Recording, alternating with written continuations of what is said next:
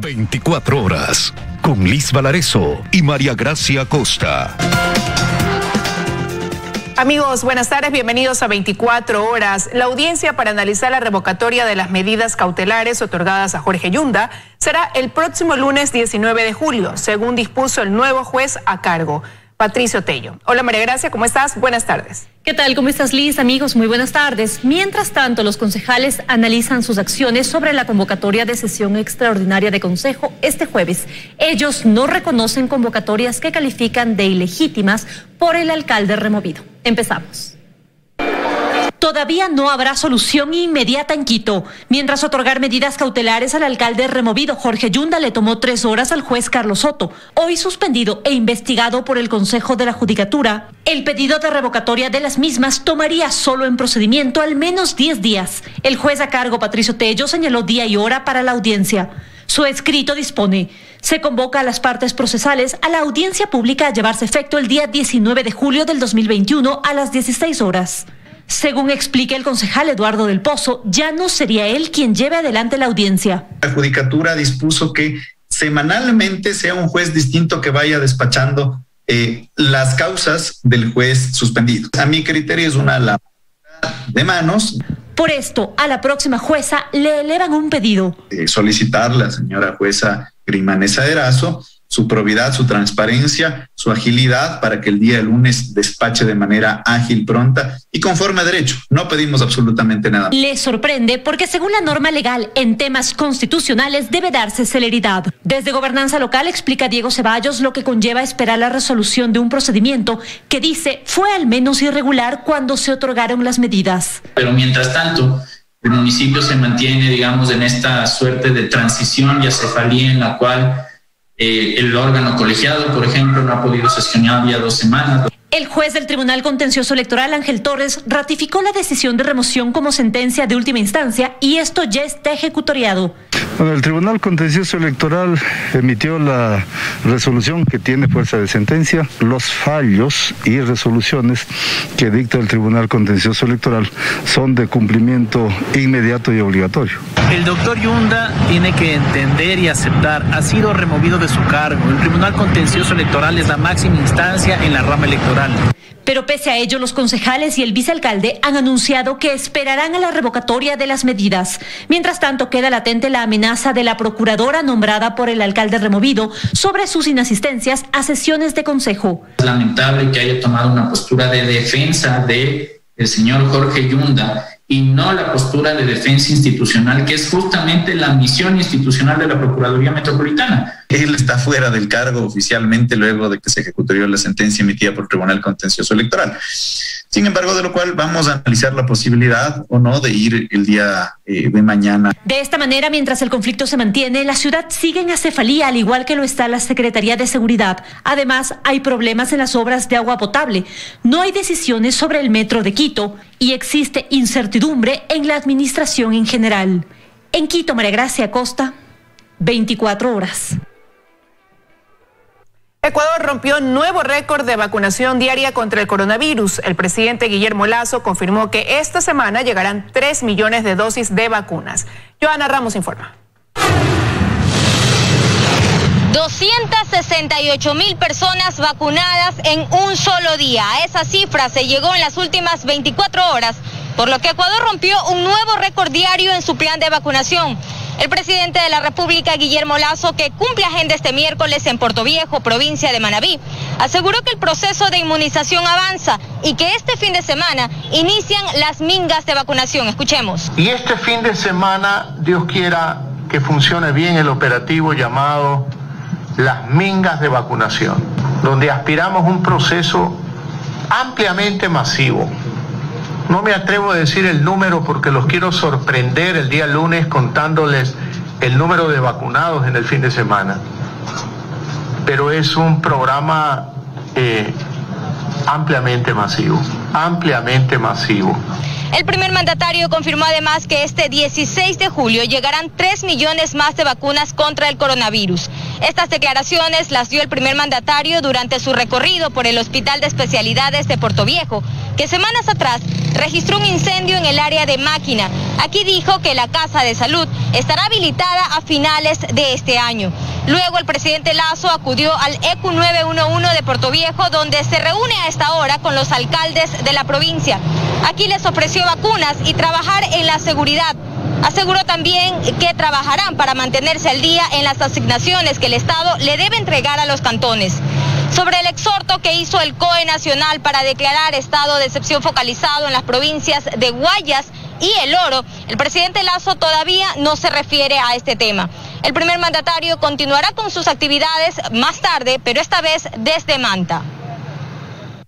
Y el COE cantonal de Guayaquil mantiene las medidas de restricción a pesar de la llegada de la variante Delta, aunque aún no se confirman casos en la ciudad.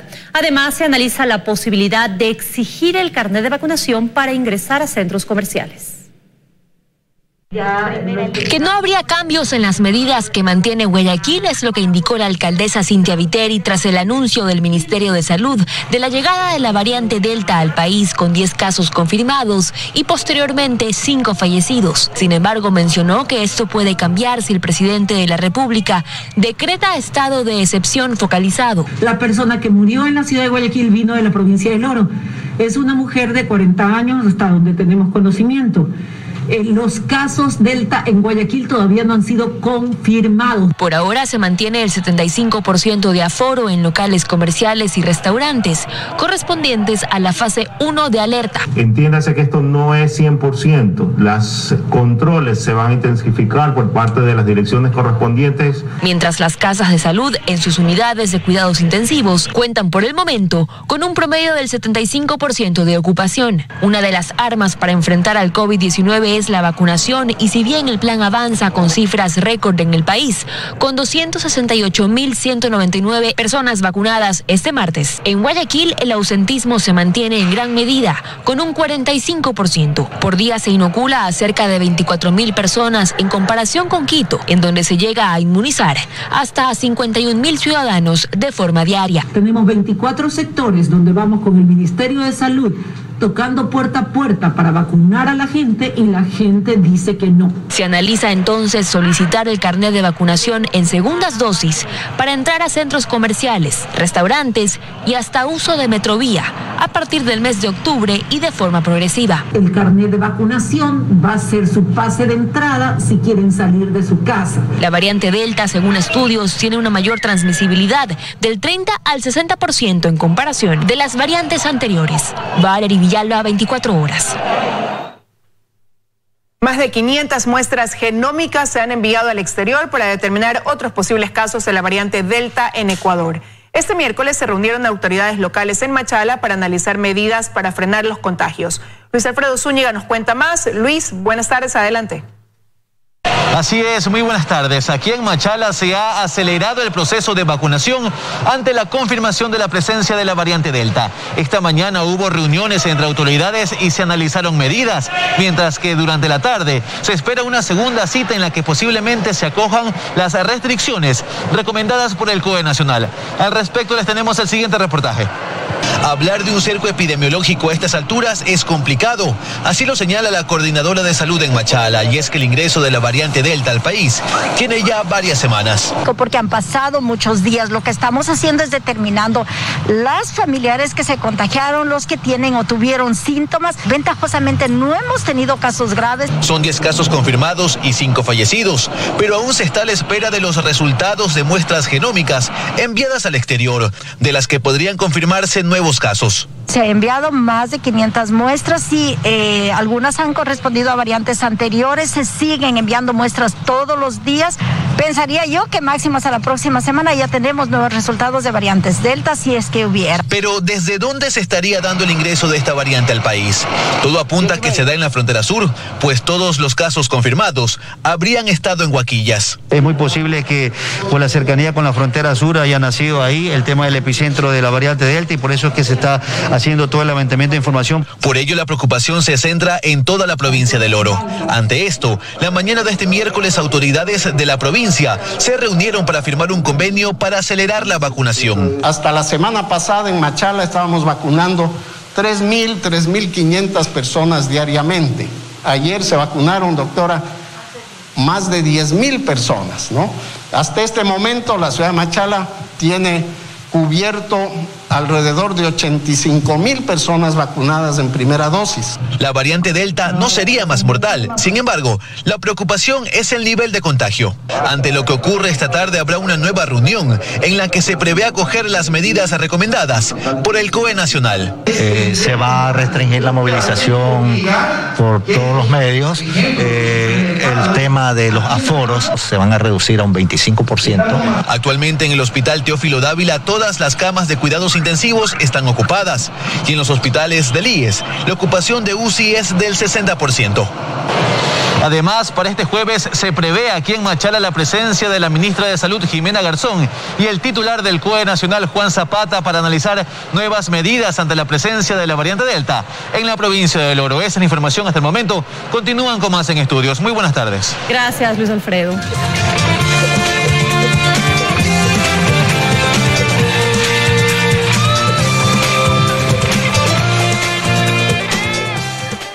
Estamos de regreso con más información. Según el Consejo de Comunicación, se registraron 56 agresiones a medios de comunicación y periodistas entre diciembre del 2020 a abril del 2021. La titular del Consejo considera que no debe existir institución que ponga agenda a los medios. 47 periodistas y 9 medios de comunicación han sufrido agresiones en 4 meses entre el 2020 y 2021. En su mayoría observaciones al trabajo periodístico. Es lo que informó Yanine Cruz del Consejo de Comunicación a la Asamblea Nacional.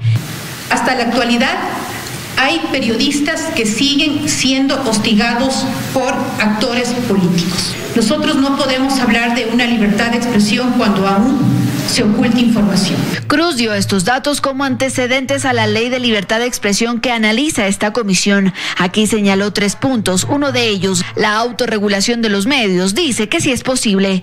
El tema de la autorregulación, que no es nuevo, hay códigos deontológicos en cada uno de los medios de comunicación y hay también los defensores de audiencias en el caso de que exista alguna anomalía.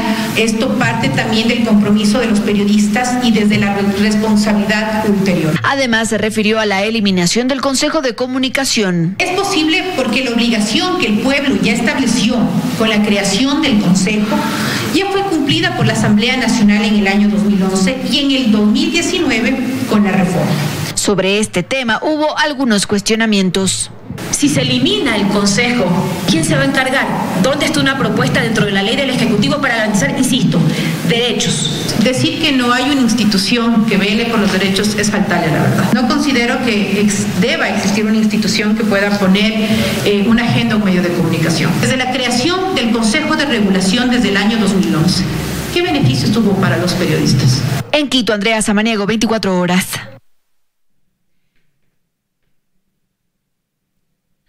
Y el Consejo de Participación Ciudadana se apresta a aprobar el reglamento para el concurso de Contralor General del Estado. Andrea Samaniego informa. El plazo para presentar sugerencias al reglamento para elegir al nuevo Contralor General del Estado concluyó. Es por eso que esta semana el Pleno del Consejo de Participación se reunirá para aprobar este documento. A la par, se trabaja ya en el presupuesto para el concurso que en días anteriores se conoció era de $400,000. Y de tener respuesta rápida en este requerimiento financiero, en este mismo mes convocaremos ya el concurso porque tenemos listo el reglamento. Necesitamos docentes que hagan las preguntas, infraestructura logística, plataforma tecnológica, entre otros rubros. Procuraremos ser austeros, pero puedo decir que el concurso costará menos de lo que de una glosa que hoy mismo está por vencer en la Contraloría General del Estado. Esto adelantó el consejero Rosero en la Asamblea Nacional, pues fueron llamados a la Comisión de Justicia para que informen sobre la aceptación de la renuncia de Pablo Celi y también sobre los procesos que se han llevado a cabo sobre este caso. El último gerente que tuvo Petroamazonas antes de su fusión habría ordenado la destrucción de actas del directorio de la compañía, según revelan documentos. El tema está siendo investigado por Fiscalía y Contraloría. Nacimiento de Jesús. Franklin Paredes fue el último gerente que tuvo la estatal Petroamazonas. Estuvo menos de 2 meses en el cargo. Cumplió sus funciones entre el 8 de noviembre y el 31 de diciembre de 2020. Y según muestran varios documentos, habría ordenado destruir documentación sensible de la compañía. En esta carta que Paredes le envió al exministro de Energía, René Ortiz, asegura que cuando recibió el despacho de la gerencia general no se le entregó el acta de recepción de la documentación, que forma parte del despacho, y que al observar una presunta falta de seguridad en las oficinas, hizo adecuaciones. Observé que existían carpetas en un anaquel cerrado, por lo que inquirí a Karen Rivera, asistente del despacho, en qué consistía la información que estaba en esas carpetas. Karen me dio a conocer verbalmente que se trataba de documentos de respaldo firmados por anteriores gerentes de Petroamazonas, y ellos tenían sus USBs de respaldo. Con esa información le pedí que vote dichos documentos. No fue sin embargo hasta el 6 de enero de 2021 en que la mencionada asistente solicitó vía correo electrónico que ingrese personal con las debidas precauciones y con todas las trituradoras disponibles para triturar todos los documentos que se encuentran en el piso 5. Piso 5 del edificio donde funcionaban las oficinas de Petroamazonas en Quito. Así la documentación. No menos de 163 carpetas con las actas del directorio de Petroamazonas pertenecientes al periodo 2008-2016 fueron destruidas. Ocurrió un día antes que vía decreto ejecutivo se resolviera la fusión entre Petroecuador y Petroamazonas. Tiene que ser sancionado por Fiscalía. La disposición en el directorio es de que debe haber un respaldo en audio y también un respaldo en video y además un respaldo físico. El hecho fue denunciado en febrero pasado por el procurador de Petroecuador. Contraloría inició una auditoría al manejo de la documentación y Fiscalía una investigación por presunta destrucción de registros. Delito penado con entre 7 y 10 años de prisión. Se investiga si se trató de un hecho casual, un descuido o no. Uno de los llamados a rendir versión en este caso, Juan Carlos Escobar, funcionario de carrera, es actual asesor del ministro de Energía. Y él llegó al ministerio por un pedido mío. Y si mañana, como digo, el asesor tiene que retirarse por las razones que sea, habrá que hacerlo. O sea, yo no creo que tiene que tener una magnitud tal como la que se ha pretendido dar. Escobar se ha desmarcado del tema recalcando que en sus funciones como prosecretario de Petroamazonas no tuvo ninguna injerencia. En Guayaquil, Carlos Acoto, 24 horas. La Comisión Anticorrupción y un ex asambleísta esperan que exista transparencia en el manejo de la función pública y que se respete el código de ética emitido por el presidente. Esto en referencia al caso del director de la Comisión de Tránsito del Ecuador y un posible conflicto de intereses. Debería ser el Ministerio de Transporte, otro organismo de la función ejecutiva e incluso la Contraloría, quien investigue si existe o no conflictos de intereses en la relación que tiene el director de la Comisión de Tránsito del Ecuador con 2 empresas de transporte, donde consta como gerente, presidente y accionista. Compañías ya en disolución, pero que legalmente siguen existiendo. El ex legislador Henry Cucalón explica que ninguna alta autoridad del Estado puede ser administrador de empresas. Segundo, es obvio que la Constitución de la República también determina que quien pasa a ser regulador y controlador no puede ser ni el regulado ni el controlado. Ese es un principio básico de la administración pública, lo cual es correcto. Si nos enmarcamos a lo estrictamente jurídico, Carlos Valareso Cedillo sigue siendo presidente y gerente de las compañías. Esto en lo meramente legal, pues hay otra discusión. Debería, por ética, estar alejado de todo lo que significan los contextos de las empresas, de los grupos, a su vez vinculados a la transportación. Eso le daría idoneidad. Es un tema de ética en primer lugar. El artículo 232 de la Constitución dice que no podrá ser funcionario ni miembro de organismos directivos de entidades que ejerzan la potestad estatal de control y regulación. Quienes tengan intereses en las áreas que vayan a ser controladas o reguladas o representen a terceros que los tengan. El padre del director de la Comisión de Tránsito y su hermana tienen compañías de transporte. Una de las cosas que la ciudadanía saludó del inicio del régimen del presidente Guillermo Lasso fue la expedición del Código de Ética. ¿Pero qué es lo que quiso hacer el presidente? Enviar un mensaje, enviar un poderoso mensaje del primer servidor de la nación de que ahora sí se va a cumplir y que se tiene que predicar con el ejemplo. A veces los mensajes, las palabras y las acciones pueden llegar a ser más fuertes que inclusive la normatividad. Hemos pedido una entrevista con el Ministerio de Transporte, pero la respuesta fue que nos comuniquemos con el director de la Comisión de Tránsito del Ecuador. Desde el Ministerio de Transporte no han querido directamente responder nuestras preguntas. Dayana Monroy, 24 horas. La Asociación de Transporte Aéreo Internacional plantea la eliminación de 2 impuestos para lograr que el Ecuador sea más competitivo a nivel internacional. A raíz de la pandemia, este sector en el país presentó pérdidas que superan los 2.300 millones de dólares y ha puesto en riesgo más de 160.000 empleos. El 60% del valor de los pasajes aéreos comprados en el Ecuador corresponden al costo de impuestos, lo que hace que el país sea uno de los más caros de la región en valores de operación. Para lograr que esta nación continúe en el camino de la reactivación económica y social, la Asociación de Transporte Aéreo Internacional, IATA, se reunirá con el gobierno nacional para plantear alternativas que lo lleven a ser más competitivo a nivel internacional. La propuesta va encaminada en la eliminación del Ecodelta, valor cancelado por la emisión de cada pasaje aéreo para viajar desde el Ecuador, y el impuesto de salida de divisas. Generaría 31.350 empleos nuevos y cerca de 440 millones de dólares adicionales en contribución al PIB. En 2019, este sector generaba 231.000 empleos directos e indirectos en el país, representaba 3.400 millones de dólares al PIB y contaba con 20 aerolíneas. El impacto de la pandemia generó 2.313 millones en pérdidas y ha puesto en riesgo 159.898 empleos. Estábamos hablando entre el 70-75% de pérdida que se está recuperando ahora. La industria aérea perdió alrededor de 600 millones de dólares del año pasado. En junio de 2019, el Ecuador contaba con 52 rutas, 5.691 frecuencias y 777.000 sillas ofertadas. Un año después, estas cifras cayeron en un 93%. La recuperación progresiva se refleja en 2021 con 36 rutas, 2.498 frecuencias y 427.000 sillas ofertadas. Se han recuperado 12 rutas y cerca de 2.100 vuelos. Si el Ecuador continúa operando con su política de fronteras abiertas y bajo las mismas medidas de bioseguridad, aseguran que el pronóstico es positivo para vuelos domésticos en un corto plazo. En Quito, Daniela Valencia, 24 horas. Las autoridades del departamento de Nariño insisten en la apertura de Rumichaca para la reactivación económica de la frontera. El cónsul de Ecuador en Colombia ratifica las restricciones y controles en los pasos irregulares. Jairo Jacome nos tiene los detalles a esta hora. Jairo, muy buenas tardes. Adelante, por favor. Gracias, buenas tardes. Las autoridades alertan de los riesgos y también sanciones a quienes frecuentan la serie de pasos irregulares que existen a lo largo de la frontera para ingresar al vecino país, Colombia. Veamos.